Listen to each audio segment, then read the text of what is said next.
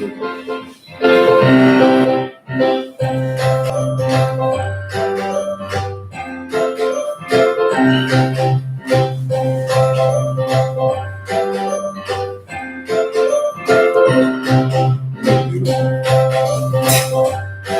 wanted me.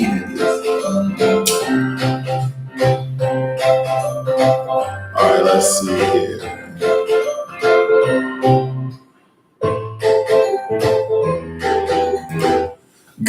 Good evening, everyone. This is Financial Literacy 101. So tonight we'll be talking about family and finance and family, because I understand how finance is really tied to your family, but there are some things I actually want to break it down when it comes to your relationship, whether it be your life partner, your fiance, doesn't matter what sex. Everything and essentially relates to money. It relates to money. And hopefully that we all understand that and we all know that. So let's first talk about a little things about family. I want to know, when it comes to your family and the makeup of your family, who's making the decisions? Because every decision in your household in some sort of way relates to money. Okay, who's taking your son to football practice? Who's taking your daughter to ballet practice? Or who's taking your daughter to baseball practice? Everything relates to money in some sort of way. So you have to figure out a routine. You have to figure out a schedule in order to handle things very efficiently. But the one thing that relationships are built on, some people would like to believe that is love. Now, you need love to get to a certain point in your relationship, but you need communication. I wonder how our communication is. What do you think?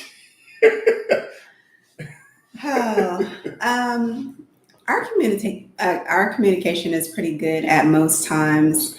Like anybody else, we have our difficult moments with communicating, but I would rate us 8 out of 10. 8 out of 10? Right.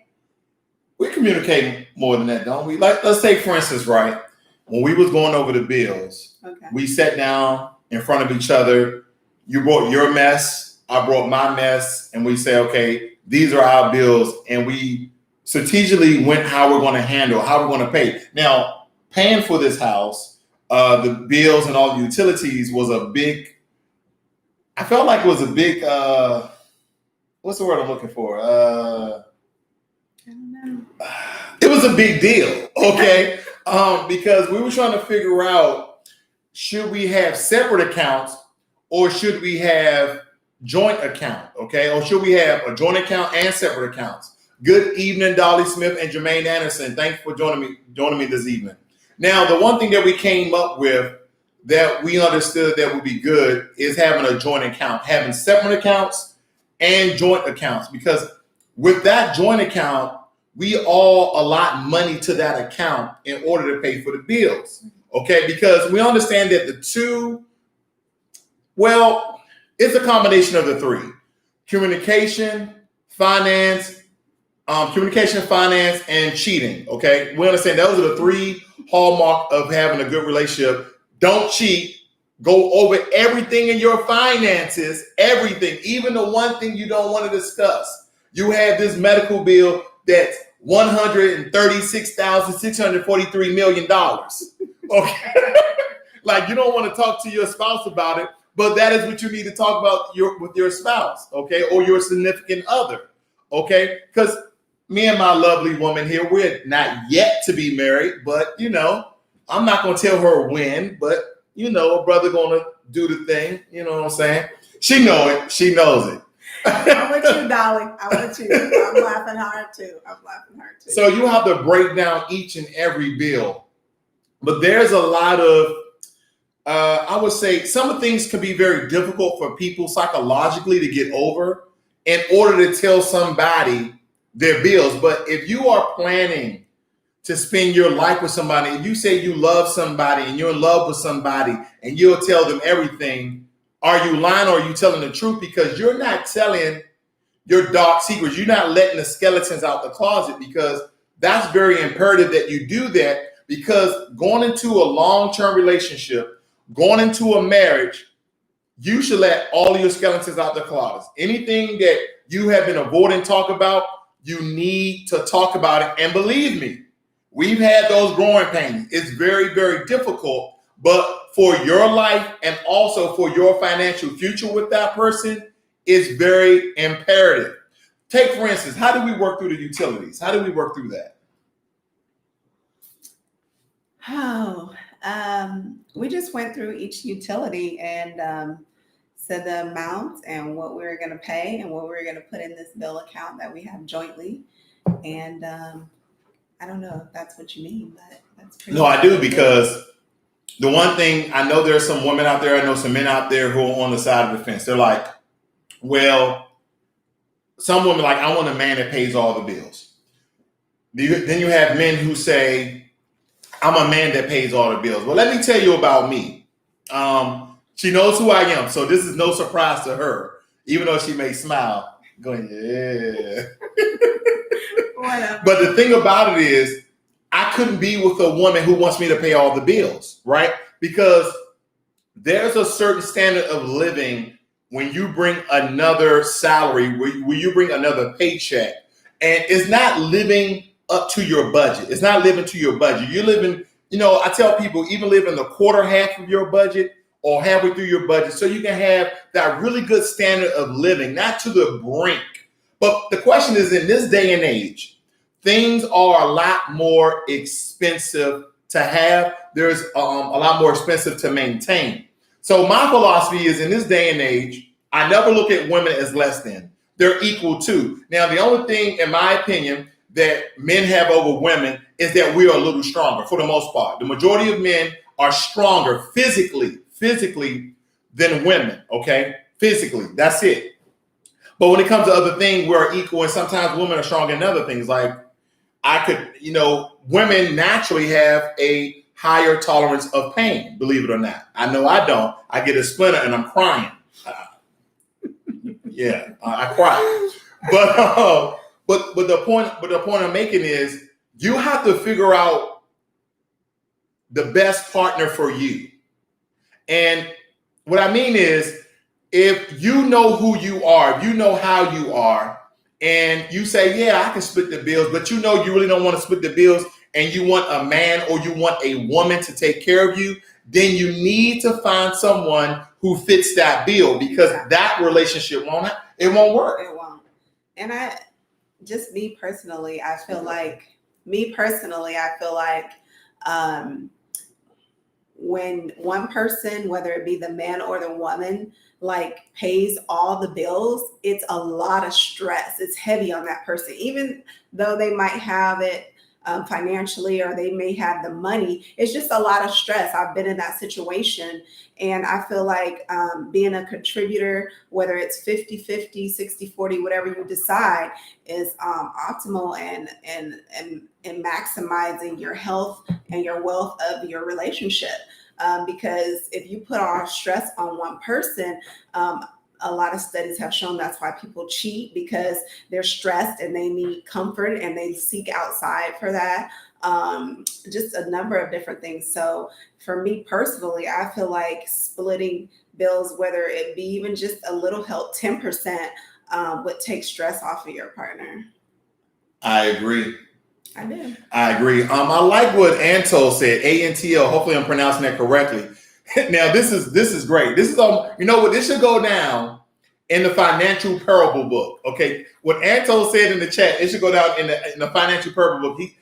He or she said, my grandpa taught me about loans. If you can't afford it, you probably don't need it.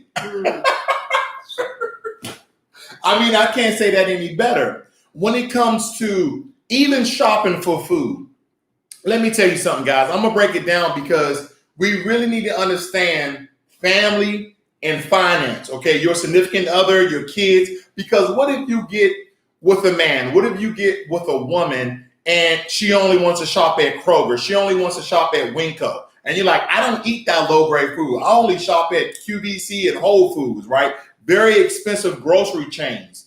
And she's like, well, I don't eat like that. And plus my kids, they love box foods and canned food. You're like, oh, no. Fresh or frozen.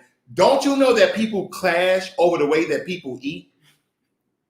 They do. So you have to be on one accord, not on every single thing, but major things. And believe it or not, we eat every day. So you have to be on one accord when it comes to the food. Now, we shop at Kroger, Winco, Whole Foods, Costco's, because there's certain items that we get from certain stores, and we agree on that. And we have we have learned to love each other's products that we all like. There's certain things that she likes. We both love the Simply brand when it comes to juice. We just love Simply brand. Okay, that's just our thing. When it comes to anything else, I don't really care. Just feed me. I don't care. Okay. Then everything ties into finance. Who's going to pay for the groceries? How much are you putting up for the groceries? Because when we sat down and we said, okay, the mortgage is this, the home insurance is this, the home warranty is this, the electric bill, the gas bill, the water bill, the trash bill, the food bill. Okay, see what I'm talking about? How much are you contributing? How much are you bringing in? Okay, you're bringing in $70,000 a year. I'm bringing in $60,000 a year. How much debt do you have? How much do you pay for your debt? Now, how much can you contribute on the bills? All of these are important before you move in together. This is very important before you move in together because, quite frankly, you may not last that long. You'll be moving out in a month or so. You're like, I can't do it. Okay? And those are the things, those are some of the relationship pains. Those are some of the growing pains of moving in, living with somebody. And we need to understand how that works out into your finances. Because unfortunately, I met a lot of females who takes the back step when it comes to paying for something. You know, I remember when we first started dating, we were fighting over who's going to pay for something. I'm like, nah, babe. Usually I pay for 3 dates in a row. She's like, you don't have to pay for 3 dates in a row. I got this. I was like, well, no, I got it. I'll go to the bathroom or something like that, or I'll be talking. She'll slip the waiter her card. And I'm just like, okay, check mark. Yeah. You know what I'm saying? So these are things that you women and men really need to look out for when it comes to joining your life with somebody.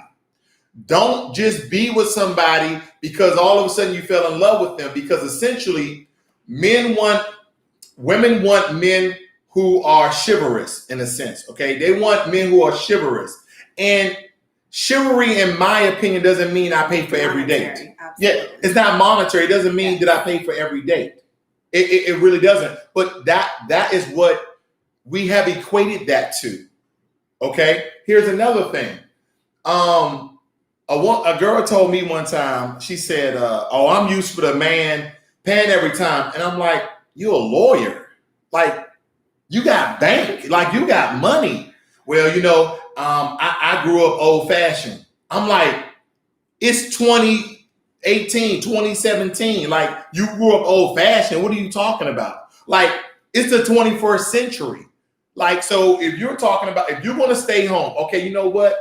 Renounce your, renounce your test on the bar when you took the bar. Stay home barefooted and pregnant and cook me dinner. Then you can stay home, clean the house. Then you can stay home and I'll bring home the cash. But don't go out here and make $180,000, $220,000, and then I'm only making like $140,000 and expect me to pay all the bills and then pay for all the restaurants out. You're crazy. You're crazy. I'm not doing it. Why not? Oh yeah. I'm simply not doing it. And ladies and gentlemen, that is what you have to understand about yourself. What are you willing to do? What are you willing not to do? And another important aspect is children, kids. Now, before I even get on the money piece, as a man, am I going to get along with her son or daughter? Is her son or daughter going to accept me? Is she going to help me build a relationship with her son or daughter? If she loves me or we fall in love and I meet her son or daughter and her son or daughter doesn't like me, is she still going to make her son or daughter respect me? If her son or daughter don't like me is that going to be a hindrance to the relationship? So when it comes to kids, that's when another aspect of your relationship really gets complicated, right? Because some women will flat out tell you, if my kids don't like you, I can't be with you. But then there's other women's like, hey, you are for me. If my kids don't like you, they will respect you. So you have to find out. Now, that goes for men and women, because a buddy of mine, he's a single dad, so I'm pretty sure he might have some sort of rules in that realm, right? Either his son is going to respect the woman he's dating, or his son has to like the woman he's dating. Now, it really just depends, okay? It really just depends. So take, for instance, she has a son. He's 9 years old. And how do you feel about our relationship when it comes to your son? You and my son's relationship, or your? Yeah, about what was your criteria in regards to me and your son interacting in our relationship? My criteria was, first of all, it was about me and what I wanted for my son. So it wasn't about him liking or disliking. For me, things are not emotional. It's not, oh, he has to take him for ice cream, or he has to like him or gain his. It's about, is he a good role model? Is he a good role model? Is he, is he respectful to people in general? Is he know who he is? Is he a strong person? Is he able to mentor a child? Has he had an experience with children? So I had all these different factors before we got a relationship, but it had nothing to do with liking. It wasn't an emotional thing. It was, is he a good fit for what I'm looking for to raise my son and how I'm trying to raise him? So that was my deal. You might want to raise your chair. That's why you low in the picture, because just raise it up a little bit. They right here, they don't care. There you go. You was like down like I was super tall. I'm not that tall. All right, let's see who we got in the chat. We got Ron Beck. He said, when I lived on the farm, a lot of our groceries came from the farm. Get a hog butchered and it'll fill the freezer. Oh, nice. You don't like that, city man, huh? I'm not butchering no hog. Dolly Smith says, me and my boyfriend are still building our careers. We strive to be mindful of our expenses. We even cook and try to replicate our favorite meals to save cash. Great. That's great, Dolly. That's great. Hopefully you guys live together, because we understand when you join two incomes, it really puts a relief on the other person's finances. Now they're like, you know what? I got $500, $600, $1,000. I can pay my debt off. $1,000 I can pay my school bills off, etc. It really does help. Now, I'm not trying to expedite anybody moving in together, but if you love that person, if you don't see your life without that person, then it probably is a good idea that you actually go ahead and move in. Why wait? I mean, COVID-19, wear a mask all day for 2 weeks when you got. Okay, property. Now, property, when you're buying a home or a condo or a trailer, whatever fits your needs, whether you're married or just in a relationship, right? Like boyfriend, girlfriend, man and women, life partnership, whatever it may be, it's very important that you guys find a home that is for both of you. Now, here we go. No, it has nothing to do with us. We know you picked this house out. We know that. I didn't pick out this house. She picked out this house even before I moved down here. So you give her the props because the house is really nice. But anyway, yeah. Here's the thing, though. I have a few buddies, and of course I'm very biased because most of my buddies, if not all of them, are males. Okay, so I'm speaking from a male perspective. And so they will get with a woman, and this woman, like, okay, we're joining our lives together. So now they want to buy a house. And the guy, like, I already have a house. It has a low house payment. I refied, I'm living comfortable. It's enough room for me and you, my child, your child, if we don't have any kids. But then again, they want to, women want to, I don't know. What do women, like, why should a man sell his home I'll give you two perspectives. Okay. I'll give you my perspective and a lot of my friends' perspective, or women that I've associated with perspective. A lot of women feel like when they come into a relationship, and I can't speak for all women, let me make that clause, but a lot of women that I have encountered and spoken with and been friends with say when they come into a relationship, they want to feel like they built together and what they have together. They don't want something that someone else already been in and they've already had a relationship and that person has decorated or picked out stuff or whatever, which I feel like that's emotional. Like I said, very emotional. It's not financially grounded. It's not by financially anything. sound. No. My perspective, I feel like if you are already in a good financial space and the space is it's comparable to what we both need and we can use and it's good, why not? And a lot of women are like, well, I'm not going to waste my money. It's only in his name and then I'm going to pay his bills. Well, you have to pay rent anyway. You have to pay rent anyway. That's true. I never thought of it that way. Unless you have your own house, you have to pay rent anyway. And so unless this is a copious amount of money that he's asking for, like you come in and he's paying $2,000 and now he wants you to pay $1,500, that's something different. I'm just saying. But if, he's trying to make some money. Exactly. He's trying to make some money. No, exactly. But if, you guys agree and things and, everything's fine, maybe you can make subtle changes or something like that. But I just don't believe going out and buying a new house because you want to make it your own. Make what he has your own. He's inviting you in, discuss it. Do you mind if I make some subtle changes? I'd like to put my touch on it and just do that.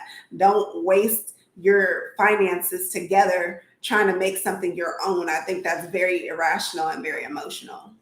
Men and women, it's very important when you guys join together under the same household that you guys allow the other person who's moving in with you, male or female, to take ownership of some things. Like if a woman was to move in with me, they want to kind of make it their own, like they feel a piece of it, right? Oh, can I paint this wall red? Can I paint this wall green?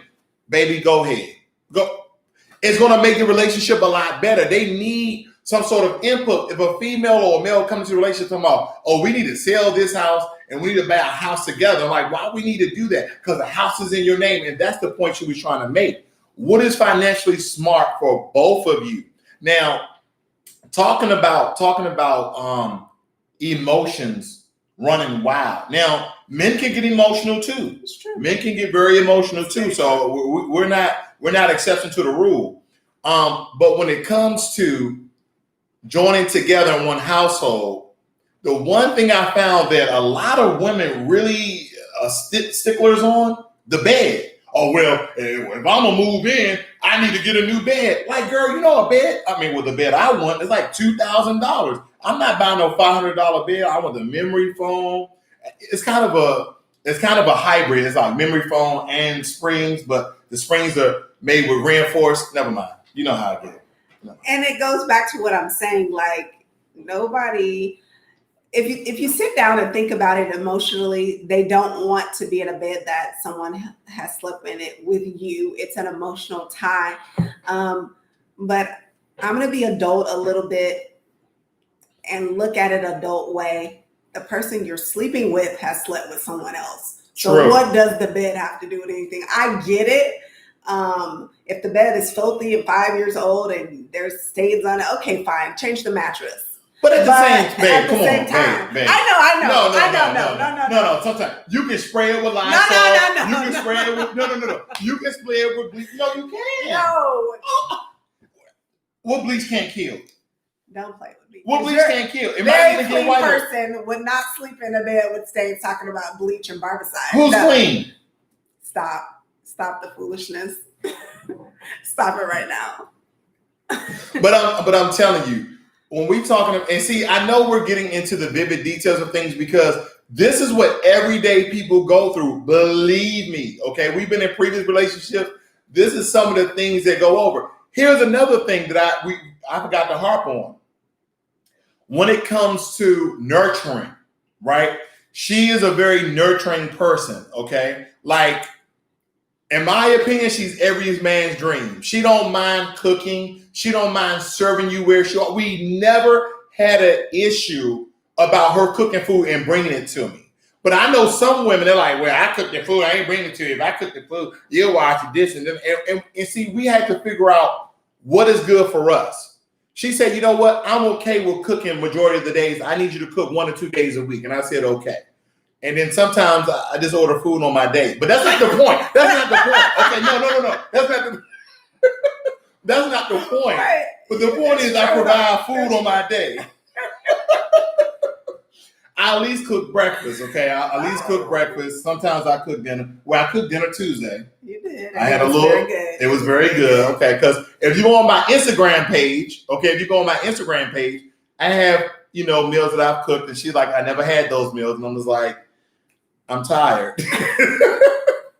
Guys, if you like this video, please give it a thumbs up. If you're not a subscriber, please subscribe at this time. If you guys are not familiar with Super Chat, that is how you support my channel to increase all the stuff I got going on over here. Let me read some of your notes. Nader said, hello, Ross and beautiful lady. Watch it, Nader. Watch it, okay? Is it just a compliment?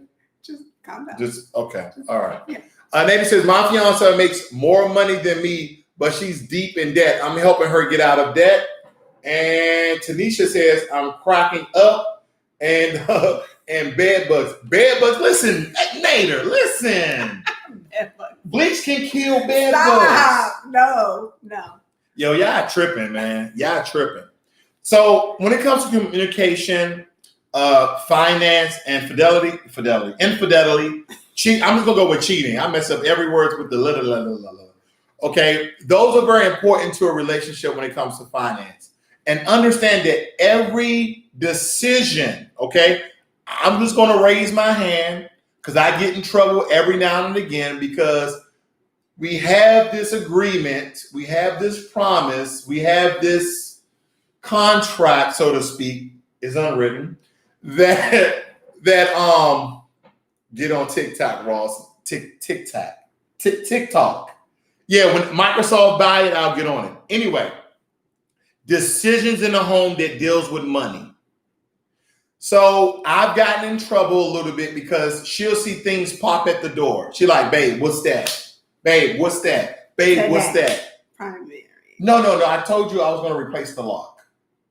You talking about the movie screen? That's what. Exactly. Don't try to put the lock in there. That's don't worry about it. No, the movie screen. We talked about getting another one. We're going to sell it. About it. Yeah. If you notice, most things I talk about. Okay. You got it. Yeah. So let's go a little deeper. If you got some kids, I just want you to go ahead and tell them go to the other room. We're not going.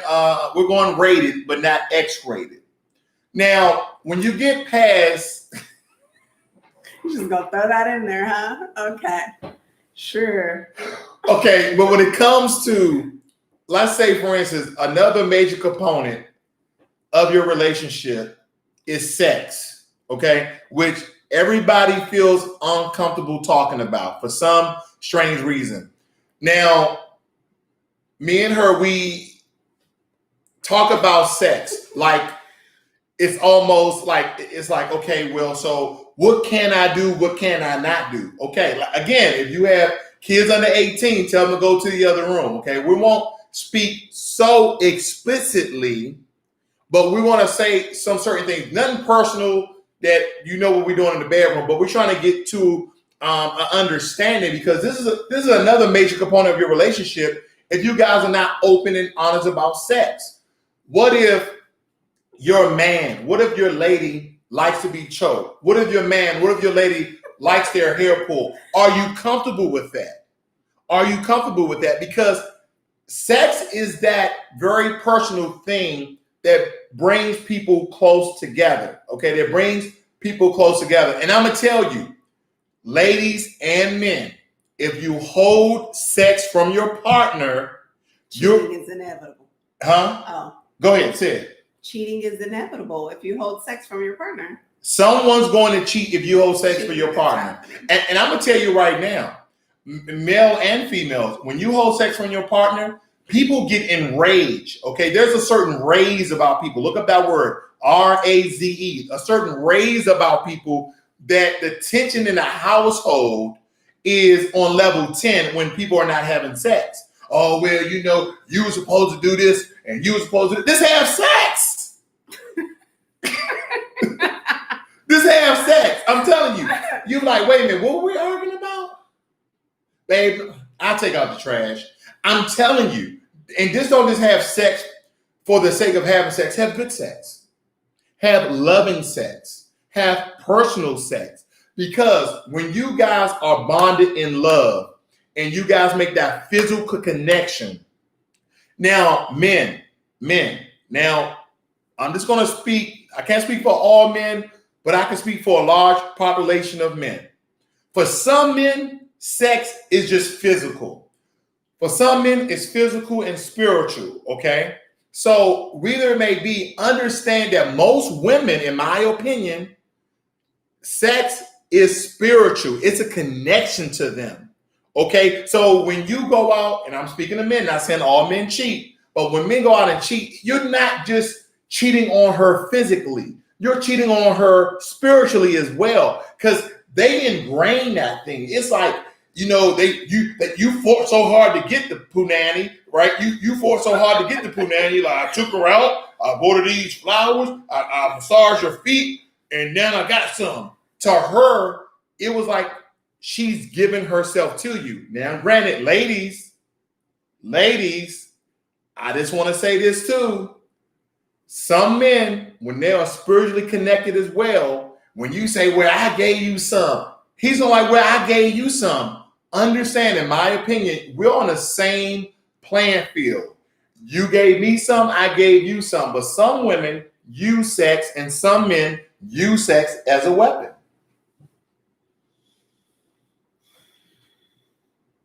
Don't look at me and take a drink. You already know how I'm feeling right now. But I don't. I don't believe that's a good part and a healthy part for a relationship, to use sex for anything. Because first of all, it doesn't get you anywhere. It just gets you and the person much more frustrated in the situation. Two, I believe that I don't think you should hold anything over your mate, especially if you're talking about being together for the rest of your lives.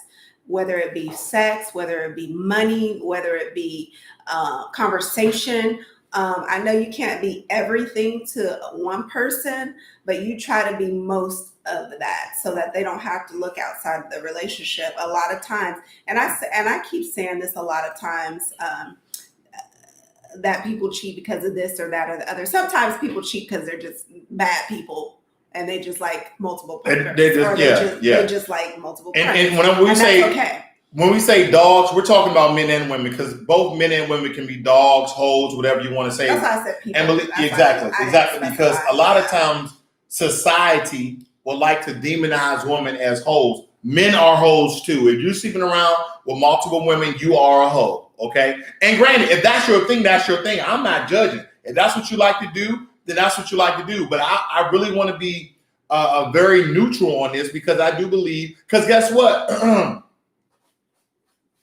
I used to be a hoe. I'm not going to lie. Oh. I'm not going to lie. I did it. I said it, babe. I used to be a hoe. You went to HA. I was in my 20s last time I was in my. Is it hot in here? Did you go to HA? HA, what's that? Hoes Anonymous. No, I didn't go to HA. No, but still, men and women can be hoes, and I totally understand. So when it comes to sex, ladies and gentlemen, please, I'm gonna talk about one more thing that is so cliche, that is so out there. Let me tell you, men, because I gotta speak to the men on this one. And ladies, please be open to this, because I know when I say it, a lot of you are like, oh, hell no. Anal sex. Oh, gosh. Anal sex. Now, again, this has nothing to do with me and her. But if your man wants anal sex, he wants anal sex. That's all I'm going to tell you. I remember a buddy telling me that he wanted anal sex from his girlfriend, from his wife, and she was like, "How would you feel if I plunged something in your butt?" And he was like, "Well, women are made for penetration." See, what people don't understand is where is this even coming from? Plunge. I'm just saying, we were talking about sex anyway. But what people don't understand is when men that I've seen, especially in the penitentiary system, when they get penetrated, they change. Like their whole persona, their personality just changes, their mannerism. I don't know what it is because I think, well, I don't even think. I just believe, okay, this has nothing against the LBGT community, okay? I'm just going to put that disclaimer out there, so don't feel offended. I just believe that men are not to be penetrated because it changes our psyche in a sense. They start acting different because if you're homosexual, right? Why do men portray women, the characteristics and mannerism of women on 10? Like, oh my God. Like why do they do that? Like you can act as feminine as you want to, but why do they exaggerate women mannerisms? That's what I don't understand. Like, dude, it's okay. You're gay, you're homosexual, whatever. You're part of that community. I don't care, but why is it that you're extra, as people would say? Why are you 100% right now? Like, why do you have to do all these other things? And granted, I'm gonna back up. You can act however you want to act. You can portray however you want to portray. I just don't understand. I think that you brought about a loaded statement because a man penetrating his girlfriend anally and homosexuality are two different playing fields. I feel like there's so much more. There's so much more to the homosexual lifestyle, whether it be choice or past hurts or childhood things that they're carrying to their adulthood. There's so much more. It's so loaded. And I feel like it is a touchy subject and a touchy topic. I do have my own opinion on it, but I just feel like it's so much more. And to answer that why, we will never be able to answer that why, because it's more than what one person can answer. That one person could tell you I act this way because I feel feminine, I feel like a woman, I was born wrong or whatever. Another person could be like, I just like it. This is who I am. This is how so it's a loaded question. It's a loaded question. And I don't think that being that you nor I are living that lifestyle, I don't think we could answer it. That's fair. Yeah. That's fair. I don't think we could answer But it. back on anal sex, okay? Why? Let it go. Because I know there's a lot of women out there that are just afraid of it for whatever reason. That maybe they don't know a lot about it, but then there's a lot of men who want it and they kind of refrain from asking their lady because they feel that they want it to offend her. But believe me, if a man brings up anal sex, then guess what he wants? But the thing about it is the preference. It's just like any other thing, like finances. We're talking about finances. If you want a person that pays 100% of the bills, then find a person that pays 100% of the bills. That is the person you choosing to be with from the beginning. Those are those conversations we always talk about that you need to have in the beginning. If you like anal sex and that's what you like, you need to say that in the beginning so that person is not like 2 years in or a year in and you're like, surprise, I want anal sex. No. Like you need to talk, you need to be forthcoming, just like you want me to be forthcoming about the finances. A relationship grows, right? And it matures. Why can't your sex life? And that's true. And that's why I was saying in a relationship, you need flexibility, but you still need to know how far you will go. You said that, not even just in finances. How far am I willing to go? How far am I willing to take this to keep my mate, please my mate, grow with them? Because you don't stay stagnant. People grow in different parts of your relationship. So you have to know what you're willing to do self, and then you have to know what your mate is expecting and how far your mate is expecting you to I'm go. just reading some of these notes. Let me read some of these notes.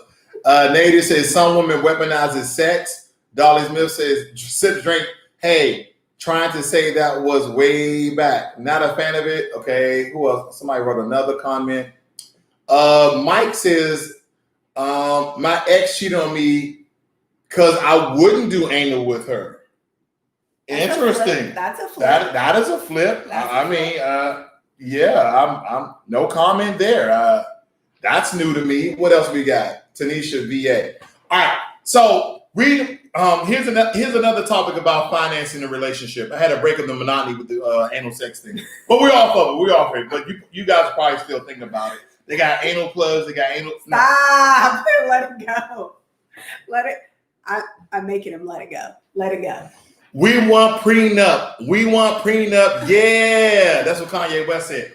Our next new president. Your president. But anyway, say for instance, like I propose to marry you, right? And I say, you know what? I want a prenup. How would I make you feel? Okay.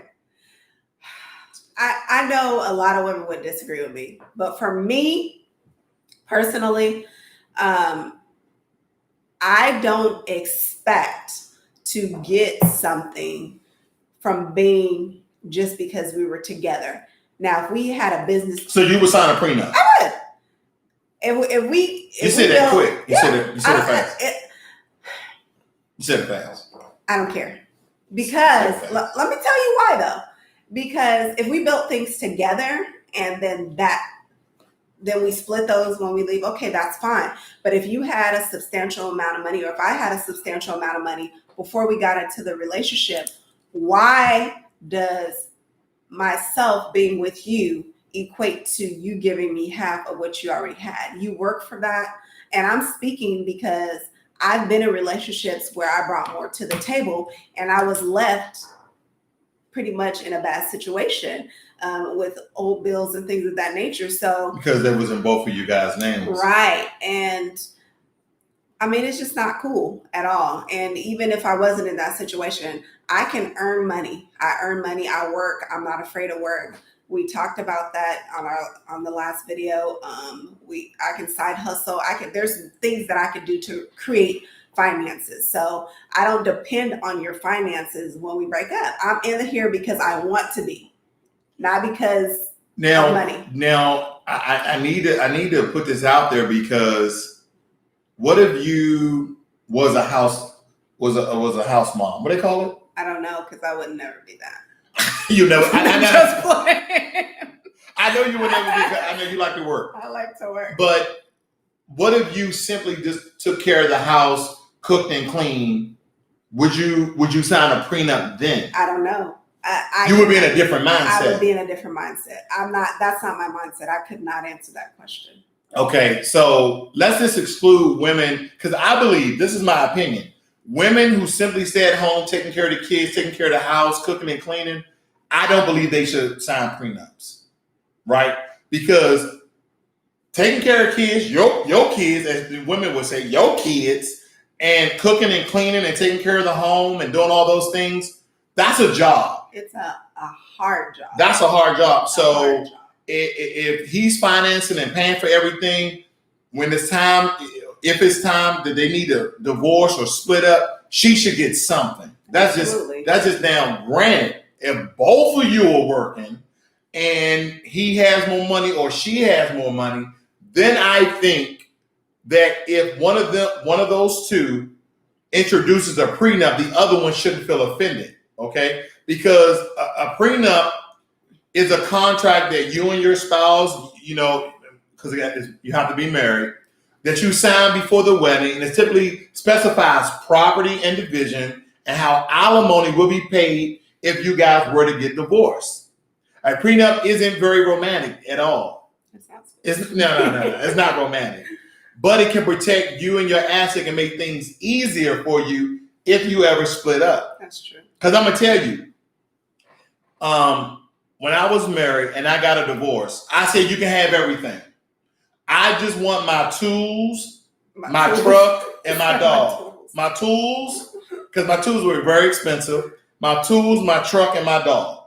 But we was married 5 years, and she like, no, I want you to pay alimony. I was like, alimony? You work and I work. You get what I'm trying to say? Yeah. You work and I work, and we roughly make around the same amount of money, right? We had a house. I pay half the bills. She paid half the bills. So she wanted to go to school, so she stopped working. And I'm like, hey, listen, I can't afford all of these bills by myself. You're going to have to do something, right? Because when we bought this house, guess who had a job? You had a job, or her, she had a job. So now, wait. yeah. Not you, babe. Not you. But the point is, she had a job, and I was like, well, it's going to be very hard for me to juggle these finances by myself. So I was doing all sorts of things on the side to pay these bills off. And she was only probably out of work like a year or so before we got divorced. And then during that divorce, she tried to take me through hell and high water because she wanted alimony after 5 years of marriage. That out of the 5 years of marriage, 4 years she was working. I'm like, no. And so, thank the judicial system, thank the legal system, right? That is like, no, this is I forgot what, they have a certain terminology. It's not like Washington State where it's a community property state. I forgot the terminology, but nonetheless, it was like, sir, you pay for X, Y, and Z. You can take X, Y, and Z, right? And you don't have to pay no freaking alimony because we didn't have kids, right? And I paid for literally everything in the house. So I went away just wanting the truck, the tools, and my dog, and I ended up getting damn near the entire house. And I wasn't taking a house. Now, anything that I bought for the kids, I did not take that. I don't take away from kids. I give to kids. But everything else, I was just like, I want the living room furniture because I don't want to start over. Because I felt, now this was probably a little bit emotional for me because I was hurt that first and foremost, we had to get lawyers. I'm like, listen, you can have everything. I just want my tools, my dog, and my truck, which was in my name, right? That's it. That's all I want. But she wanted me to pay alimony. And I'm like, I'm not paying alimony. I've been with you 5 years. You had a job. I had a job. We roughly made the same amount of money. I think I made about $5,000 a year more. That was it. I think that this is why a lot of people do get prenups because the person that you marry and you think you know oh so well, they could switch up in a divorce and it becomes ugly and you go through because it's really emotional. You think about it, you've been with a person 17 years, 5 years. That's a large chunk of your life. And I always say it's like when you say, I'll go back to the sex thing. When you say like you join one another spiritually, it's like when you glue two pieces of paper together and you try to rip those pieces of paper together, you're taking parts of each other away. So it becomes really emotional. It becomes really like hurtful and harmful, and you're not thinking rational. So you might need an alimony even if you don't have a lot of finances. I don't know. Not alimony. I'm sorry. You might need a prenup even if you don't have a large amount of finances. Just to say, hey, if this doesn't work out, I leave with what I came in, and you leave with what, and then there's no lawyers and this and that. You already have that down because it gets real. Like you are tearing that person, regardless if you cheated or he cheated or y'all just grew apart or whatever the case is. Because in that sense, it becomes very emotional. It's emotional. And let me tell you, whether it's male or female, when it comes to prenups, whether it's good for you or not, it becomes very emotional. And unfortunately, I'm just gonna say this is usually the realm of women where women get very emotional and try to hurt the man financially because she's emotionally hurt. And she may have a job or career, but her lawyer may come up with reasons and excuses of why a man should pay. Now, granted, if there's kids involved and the woman, has custody of the kids, full custody, or, then I understand. Then he needs to pay child support. If the man has custody of the kids, then she needs to pay child support. I'm right down the middle when it comes to these things. And I think a lot of people when people have these discussions, we get into our emotions. I know it's very, very hard to separate your emotions, but for the sake of your sanity, for the sake of your family, for the sake of ending or joining this relationship, you guys need to come to an agreement without the emotions, because you're not just affecting your lives, you are affecting everybody's life that is attached to it. And it's crazy that you said, it's crazy that you put it in perspective that way, because it's funny, I am an emotional person in different aspects. As I said before, This I was is water. I was married before, and it's funny because I don't, like, in situations like that, I don't get emotional. I'm like, okay, well, here we have it. Like, you don't have anything, I don't have, like, let's just go our separate ways. We're friends. And people are like, you let people use you, this, that, and another. No, but why am I getting riled up about something that I can't change? I'm not going to go through this battle and go to court and do all these things. I want peace. I would rather have peace over anything else. And so a lot of people don't think in that manner and they get emotional. But when you have your head on, it's not about emotions. You spent like 5 years or 17 years or 10 years with that person. They were not your enemy then. Why do you have to be enemies now? Now, if they wronged you, I get it. I get the hurt behind the wronging, but it's not life or death. At least you're alive, you're healthy. You can get more stuff. You can get more stuff. You look so good right now. Whatever. All right, let's read some of your notes before let's read some of your notes before we move on to our next topic, which is probably one of our last topics. We're getting close to our hour here, guys. Nader says, I was a manhole in my 20s. Me too. Tanisha said, valid points. Dolly Smith says, I read a book called The Money Queen's Guide. Main takeaway was a prenup is like any other financial document, just like a payable on death, joint owner from, etc. That's really nice. Mike says, housewife, that's work and they don't get paid for it. Mike, yes, they do get paid for it. It's called the lights are on, food in the refrigerator. Okay. I get what you're saying. And when the wife needs clothes, or now granted, I don't want to make this sexist because there's some men who stay at home too, and the woman goes out to work. But someone is giving them money to go out and pay for things. So whether it be for themselves or for the family. And I hope that if you are a housewife or a house husband, that your significant other is finding value in the work that you're doing at home, and that they give you a stipend. They give you, I don't want to say allowance. That sounds so childish. No. Stipend is better? I don't know. Payment? Just allow you to have freedom with the money. Freedom with the finances. Yeah. Okay. Yeah, I can get stupid sometimes. Yeah. Okay. Tanisha said, should each individual have their own savings account if married? Should you be open about what you have in your personal savings? Yes. That's a good question. Yes and yes. Yes and yes. I believe that each person should have their own personal savings. Each person should have their own savings account. And they should be open and honest. Why are we keeping secrets from our spouse? Now, here's another thing.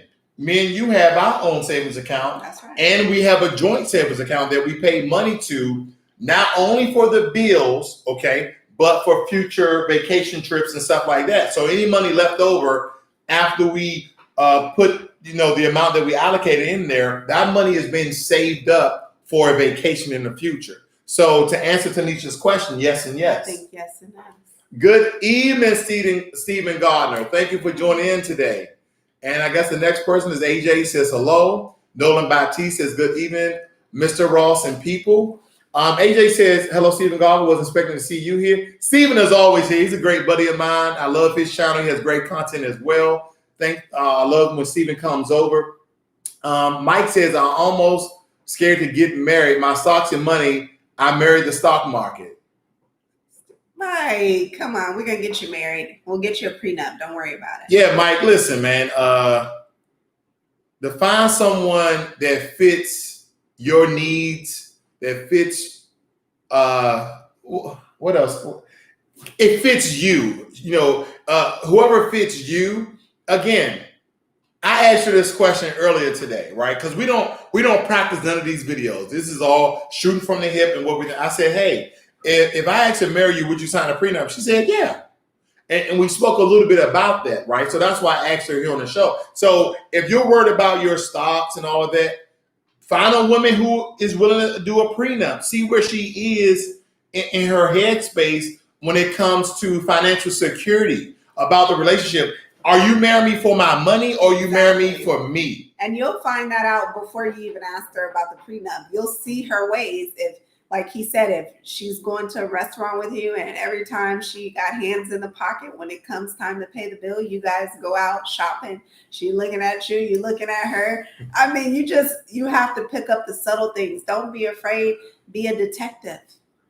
Don't be afraid, be a detective. Okay, Tanisha said, I agree with Leonardo on having peace. Then AJ says, I'm a guy who stays home while my wife works. See, there's another one. If we need something, I say, we need it, no problem. Okay, he tells her what they need and she gets it because she has the money or she gives him the money. Now, granted, there's many facets, there's many ways and methods to go about this, whether it be male or female. And the one thing you have to have is communication and understanding. Okay. Here's another important part that I want to kind of end this video on. We're going to kind of encompass these 3 or 4 things together. One is a will, a living trust, a durable power of attorney, and then healthcare. Okay. But healthcare is a huge topic. But we will encompass a will, a living trust, and durable power of attorney. Here's the thing. Doesn't matter if you are married or in a long-term relationship that you guys have yet to be married. You need to have a will. Your money, your finances, your wealth needs to go somewhere other than the federal government, okay? Other than the federal government, because we understand if you don't have a will, if you don't have a trust, your money is going to the federal government. And granted, you can actually get a trust, okay? A lot of people believe that you have to be rich or wealthy to get a trust. There's a trust called KISS Trust. If you Google KISS Trust, is a very, very affordable trust that you can put your assets and money in and leave it to your significant other or your kids. Why I like a trust over a will, but you should have both. The reason why I like a trust over a will is because very seldomly that a trust get tied up in probate. Probate is tied up in court. Wills can get tied up in court with other family members. For some reason, wills can be contested, okay? Trusts are hardly ever contested, especially when you get an irrevocable trust, okay? When you get an irrevocable trust, it's really hard to contest them. But to solidify your will, I think it should be backed by a trust. And to solidify your trust, even though you may not even need it, it's good to have a will. Because a will is fairly easy to do. You get a lawyer, you get a power of attorney, you write up a contract, they stamp it with a legal seal, you got a witness, boom, there's done. A trust is usually going to cause you a monthly payment, but if you get the right sort of trust, certain trusts are investments, okay, are investments that you can actually take out money later on or accrue interest about this. And nobody likes to talk about trust. No one likes to talk about wills. But here's the thing, ladies and gentlemen, we all are going to die. If you have $1,000 in the bank, where's your $1,000 going? Do you have a will? Do you have a trust? I would love my $1,000 to go to my lady. I would like my $1,000 to go to my son. I would like my $1,000 to go to somebody other than the government. So it's very important that whether it's your wife, your husband, your significant other, your life partner, whoever it may be, you want to leave your assets. You want to leave your money. You want to leave your property to someone. Take, for instance, I did a video the other day about gold, silver, Amazon, and Tesla. Like I actually showed real gold. You go watch that video. I actually showed real gold and real silver. What if I die? She has the PIN code to my safe. I want her to have access to that. But again, that all revolves around what? Communication, Trust. and trust. Because I have to trust her. Like, well, he got gold, girl. He got silver, girl. Oh, I'm killing him. He died in his sleep. But ma'am, why does he have stab wounds? I don't know. He like to play with knives. I don't know. But how do you like you right now. like? Why do you stab him? I didn't stab him. He fell on a knife. Like, so done. But let me ask you this: how do you feel about a will? Have you made a will yet? To be honest, I have not. Okay. And I have life insurance with my job and outside my job. How much is the life insurance? Never mind. Don't worry about it.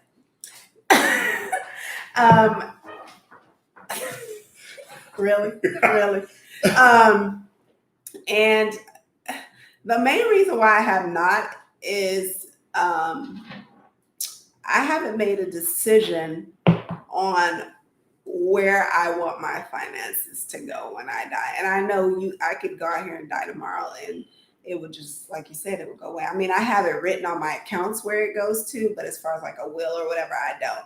And so I don't know. I have, my kids and I have you, and it's a hard choice. And so I haven't really, I've been thinking about it, but I just haven't done it. I haven't. Ladies and gentlemen, unfortunately, death becomes us all. Mm-hmm. And it's the one thing that we all forget or we put to the back burner to do. I just was telling her this the other day. I said, I need to update my will and I need to update my trust. Okay. And if you're not looking into these things, I know it's very morbid. It's very weary. It's very jury. How you say it? Jury. Yeah. Not jury. Jury. I can't do it. It's my cheeks. It's your water. It's my water. It's my water that's been infused with grapes. Yeah. My water that's been infused with grapes. But nonetheless, it's a very morbid conversation, but it's one of the most important conversations because what we're talking about is the transfer of wealth. Okay, the transfer of wealth, because I can die right now. Okay, I can go outside and drive and get killed in a car accident. I know nobody wants to hear that. Nobody wants to think about that, but death is real. Okay, death is real, especially in a time like this. One of us can contract COVID-19 and the other one's not here. Then they're like, well, I got this bill. Like, where's the money? Where's his money? Where's her money? And we need to know these things because we have to set the other person up for success. Okay, so let's get out of our emotions. And let's get financially grounded on these very important topics that most of us don't like to think about, that most of us don't like to talk about. You must talk about these things. You must handle these things. And guess what? It's good to have a trust. It's good to have a will, because these things are like insurance, like life insurance. These are protections that you need. Now, granted, what was that thing I kept getting in the mail? Was it mortgage protection? Oh yeah, mortgage protection. So mortgage protection, right? We were talking about mortgage protection. So if I died, then they will pay off the house, right?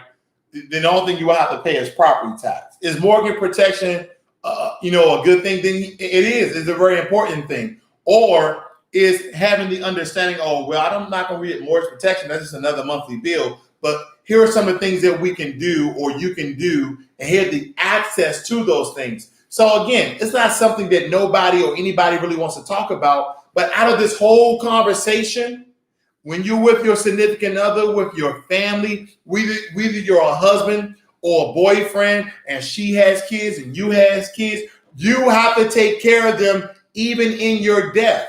Whether you be a wife or girlfriend or life partner, even when you pass away, even in your death, you have to take care of them. Okay? Because a lot of people have life insurance, but you have to update your life insurance. You have to update your will. You have to update your trust. You have to let them know passwords to certain accounts. You have to let them know the access codes to a safe like I do. This the other day, I said, hey, I'm writing down all of my passwords and leave it here in case something happens. I'm not planning to die. I'm just planning if I die, because it's very, very possible. Okay. It's very, very possible. I don't want to die till I'm at least 80. I mean, at least 40 years, 90. Would I still be able to walk? We don't know. But if I'm walking and you're not walking, I'll push you. You'll push me? Yeah, I'll push you. But what if I boo-boo? Never mind. I'm a nurse. I got you. Okay. You need somebody. Well, no. You need somebody like her. Okay. She's taken. But anyway, let me read some of your notes and we're going to get out of here. We're slightly over an hour, guys. Let's see here. AJ had to leave. He said to go ahead to go pick up his wife. I totally understand that. AJ says, no, I'll move on to Mike. He said, Mike says, almost got married. She cheated on me after 2014. Been single since. Mike, no. Babe, he's single. Don't give up. Baby, he said he's single. He's not celibate. It's a difference. Yeah. Yes. Okay. Yeah. Mike said I have my mom's as power of attorney. Good. Make sure the a durable power of attorney is a durable general power of attorney. Name someone to make financial legal decisions if you will become unable to handle them yourself. And a trust, many purposes includes with a trust, okay? Including preserving property for people who are coming after your children, your wife, your kids, whoever, your husband, avoiding estate taxes and probate, things out of court. I said that before, and helping qualify for medical services later if you need nursing home care. Okay, so building a trust helps protect your property, and then a will helps everything above. You can list everything in your will. Okay, I don't have too much to say about a will. A will is very easy to know. Dink Francis says just checking in. Much love. Thank you for joining in, Dink. We're about to finish here. And Mike also said it's called estate planning. It's not cheap either. And then Dr. Smith said infuse. Infuse water with grapes. But anyway, estate planning can be cheap, Mike. Like I said, just go look up KISS Trust, KISS Trust. Ladies and gentlemen, that is our time for this evening. We thank you guys for joining us today. If you want to know any information about financial coaching, I have a lot of information in the description of this video. Please check it out. If you want to donate to the channel, there's a Cash App. Not asking for money, but just making you aware that you can give money. I can't. That was a commercial. But anyway, you guys have a great and wonderful night. This is Financial Literacy 101. Learn money and be inspired. And we're out.